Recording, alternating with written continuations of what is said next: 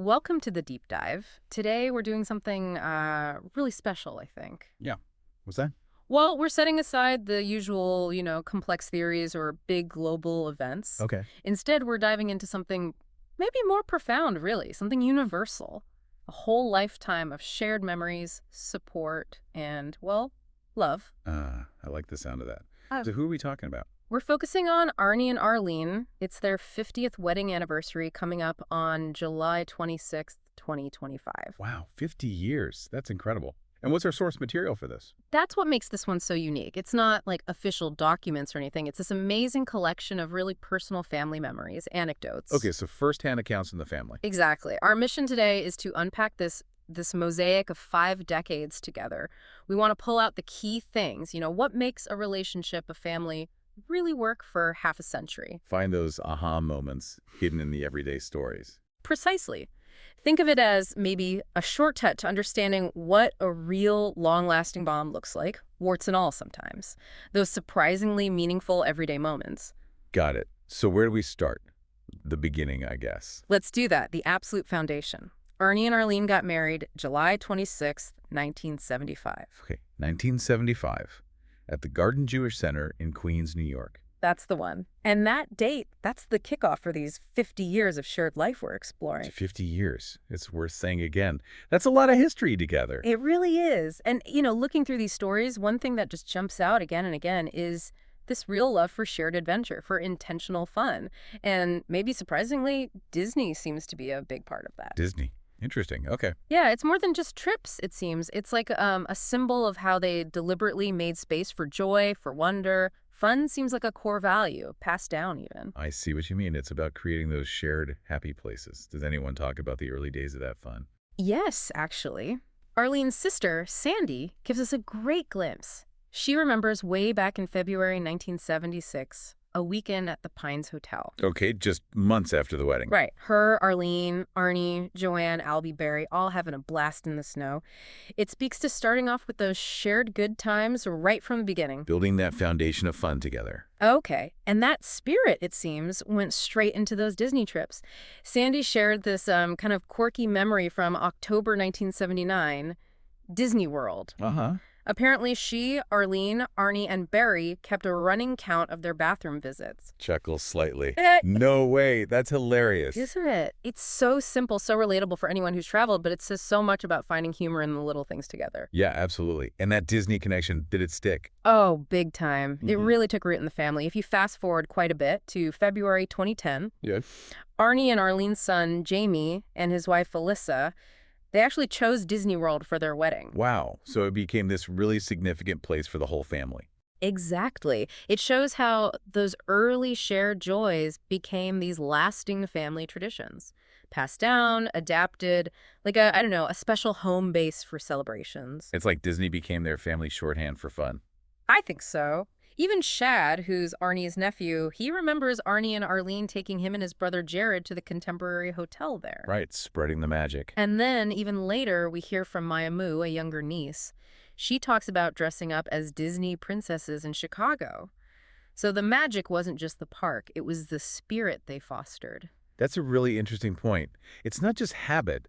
It's like they intentionally built this family culture around these shared rituals, maybe without even thinking about it consciously. Yeah, maybe instinctively. These things become the family's language, right? Exactly. Strengthening bonds, creating joy through all the ups and downs. And it wasn't only Disney. Sandy also mentioned other adventures, like exploring New York City in 2014. Oh, yeah. Playing tourist? Totally. Her, Arlene, and Arnie hitting iconic spots like Cat's Deli, and then just a year later, they're on a Disney cruise dressing up as pirates. Pirates. I love it. That willingness to be playful, to embrace a bit of silliness, that seems key. Definitely. Holding on to that childlike joy. Now, speaking of character, Arnie's nephew Shad shares some absolutely priceless stories. They really show Arnie's playful side, but also him as a sort of mentor figure. Okay, I'm ready for Shad's take. Yeah. And let me guess, does Disney pop up again? You guessed it. But maybe not in the way you'd expect. Shad's stories paint Arnie as, well, almost legendary. Legendary how? Okay, get this. The famous alligator scar story. Alligator scar. On Arnie. Yep. Shad, growing up, was totally convinced, and apparently now his grandkids believe that the scar on Arnie's belly is from wrestling alligators. Chuckles, you're kidding? That's amazing. Isn't it great? It's more than just funny, right? It says something about Arnie's like larger-than-life personality, using stories to create this fun family myth. Absolutely. A family story passed down through generations. What does that tell you about the family's vibe, that this alligator story stuck? Well, it suggests they really value humor, maybe even a touch of the absurd, you know? Okay. Not afraid to embellish for a good laugh. Exactly. And that comes through in Shad's other stories, too, like the time at the Bronx Zoo. Oh, yeah. What happened there? Well, they were near the elephants, and one of them, let's just say it made a very loud bodily noise. Oh, no.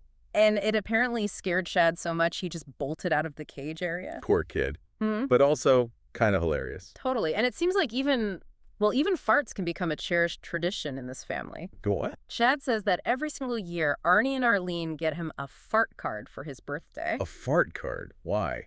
It commemorates some particularly smelly incident Shad apparently caused back in his 9th grade class. Oh my gosh. That's commitment to a joke. But it's more than just funny, isn't it? It shows this real acceptance, this playful love.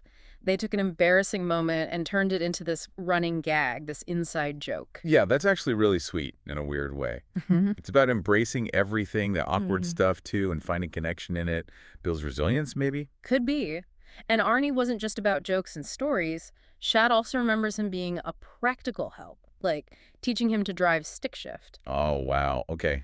That's a classic uncle move. And even helping him with a history project, so a real mentor figure in different ways. Multifaceted, definitely. But my absolute favorite story from Shad has to be the cot crash. The cot crash. Ah. Okay, sounds promising. So Shad and his brother Jared were sleeping over. Jared's bouncing on one of those fold-up cots. Uh-oh.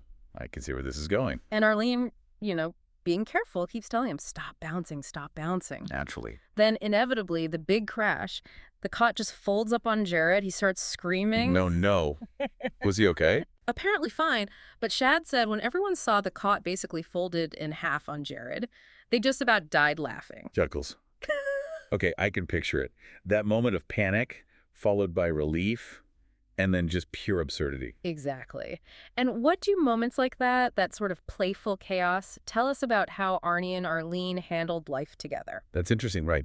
It suggests maybe a deep comfort level, an acceptance within the family. They didn't just put up with kid stuff. They found the humor in it, turned potential stress into shared laughter. Yeah, like a safe space for things to go a bit wrong and still be okay. Exactly. That ability to laugh together, even at the mishaps, that seems like a real hallmark of a strong bond. So from that chaos, we also see this other side, the unwavering comfort and support, especially when things weren't funny. Right, like a constant safe harbor. Their nephew Corey's memories really paint that picture. He talks about their old house in Shaker Village, always feeling like this welcoming home base. That sense of stability and warmth is so important. Absolutely. Corey and his brother Brian always felt that comfort there. And it wasn't just for short visits. Corey actually spent a whole month with them during a college break. A whole month. Wow, that's real hospitality. It really is. It's more than just putting someone up. It's showing that deep, unconditional support, making family a true sanctuary. And were there specific traditions Corey remembered from that house? Oh, yeah. Besides the comfort, there were these unique playful rituals. He mentioned being sort of playfully tortured, his words, by Arlene and his brother Brian on New Year's Eve. Torture how? They had this thing where they try to make the spirits come out. It just sounds like a home full of laughter and these quirky, memorable traditions. My willingness to be silly together again. Yeah. That theme keeps popping up. It does. And another really sweet, simple moment Corey shared was going with Arlene to pick up their new dog, Joey, for the first time. Shared beginnings. Yeah, those little shared moments, they build deep connections, right? Simple things, but they solidify that bond. Definitely. And that nurturing, protective environment, it seems like it extended beyond just the nephews. Yes, their cousin Cheryl shared a really vivid memory. It really highlights Arnie and Arlene's protective side. Okay, what was that? She remembers going to the movies with them in the Bronx on Allerton Avenue to see The Exorcist. Ooh, wow. Okay, that's intense, especially back then. Right. And Cheryl hated it. Just terrified. I can imagine. But she said Arnie and Arlene were right there, one on each side of her, comforting her through the whole thing. That's lovely, acting as that safe harbor again. Exactly. And get this, she was so scared afterwards, she actually had to sleep with them for a couple of nights. Wow.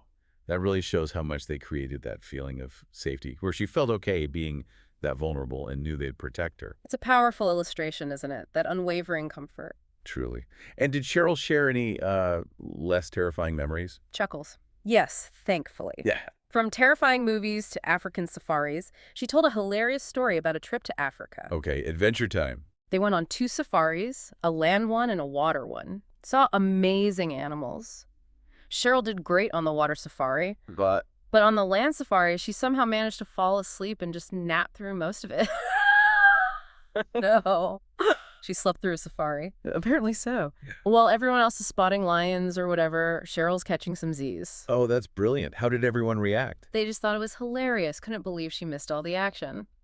It's another example of finding humor in the unexpected, right? Embracing those funny little mishaps together. Yeah, laughing at life's absurdities seems fundamental for them. Totally. And you see that spirit continuing with the younger generation, too. Maya, Moo, and Jake, nieces and nephews. Right. How do they see Arnie and Arlene? Well, Maya Moo remembers going to Chicago and, surprise, surprise, dressing up like Disney princesses. Of course, the Disney magic continues. It really does. And she also mentioned loving all the family holiday white elephant parties. Ah, so those big family gatherings are still key touchstones. Seems like it. Yeah. And her brother, Jake, he specifically remembered playing monster mini golf with Arnie and Arlene. Monster mini golf. Yes. Still finding fun, hands-on things to do together. Exactly. It shows they're still actively engaging, making memories across all the age groups in the family. That's wonderful to see, that continuity of fun. So when you take all these stories together, you know, the snow trips, the Disney bathroom counts, the alligator myths, the elephant sounds,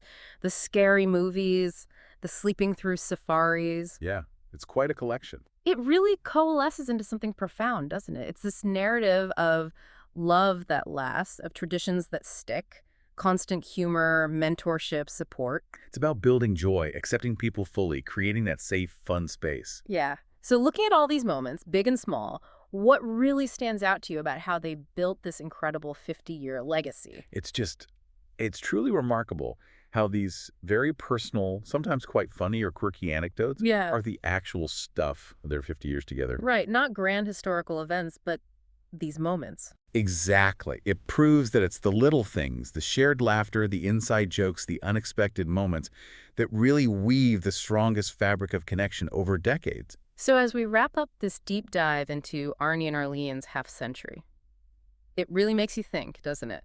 How so? Well, their legacy isn't just about big anniversaries. It's built on all that shared laughter, the quiet comfort, embracing each other's quirks. It raises a question, I think, for all of us listening. Okay, what's the question? What unexpected, funny, maybe even slightly embarrassing moments are you collecting right now?